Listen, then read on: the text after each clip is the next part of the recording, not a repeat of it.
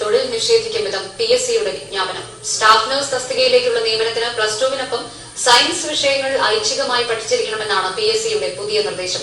+2വിന് science പഠിക്കാത്തവർക്കും general നഴ്സിംഗിന് പ്രവേശനം നൽകുമ്പോഴാണ് തൊഴിലന്വേഷകരെ വട്ടം കറക്കുന്ന PSC തീരുമാനം. മെഡിക്കൽ വിദ്യാഭ്യാസ വകുപ്പിലെ സ്റ്റാഫ് നഴ്സ് ഗ്രേഡ് 2 തസ്തികയിലേക്കുള്ള നിയമനത്തിനായി അപേക്ഷ ക്ഷണിച്ചുകൊണ്ട് PSC പുറത്തിറക്കിയ വിജ്ഞാപനത്തിലാണ് സംസ്ഥാനത്തെ ആയിരക്കണക്കിന് ജനറൽ നഴ്സുമാർക്ക് തിരിച്ചടിയാകുന്ന നിബന്ധന കൂടി ഉൾപ്പെടുത്തിയിരിക്കുന്നത്.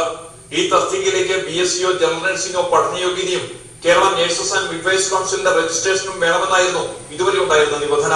എന്നാൽ +2ഓ VHSCയോ സയൻസ് വിഷയങ്ങളോടുകൂടി പാസ്സായിരിക്കണമെന്ന പുതിയ വ്യവസ്ഥ കൂടിയാണ് PSC ഈ വിജ്ഞാപനത്തിലൂടെ ഉൾപ്പെടുത്തിയിരിക്കുന്നത്. 2006 മുതൽ +2വിന് സയൻസ് വിഷയങ്ങൾ പഠിക്കാത്തവർക്കും ജനറൽ നഴ്സിംഗിൽ പ്രവേശനം നൽകാൻ സർക്കാർ തന്നെ അനുമതി നൽകിയിരുന്നു.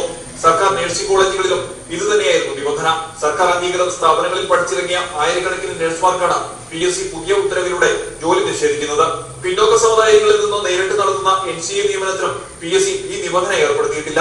ESC ആശുപത്രികൾ പോലെ കേന്ദ്ര സർക്കാരിന്റെ കീഴിലുള്ള ആരോഗ്യ കേന്ദ്രങ്ങളിൽ പോലും ഇല്ലാത്ത വ്യവസ്ഥയാണ് PSC മുന്നോട്ട് വയ്ക്കുന്നതെന്നും നഴ്സുമാർ പറയുന്നു.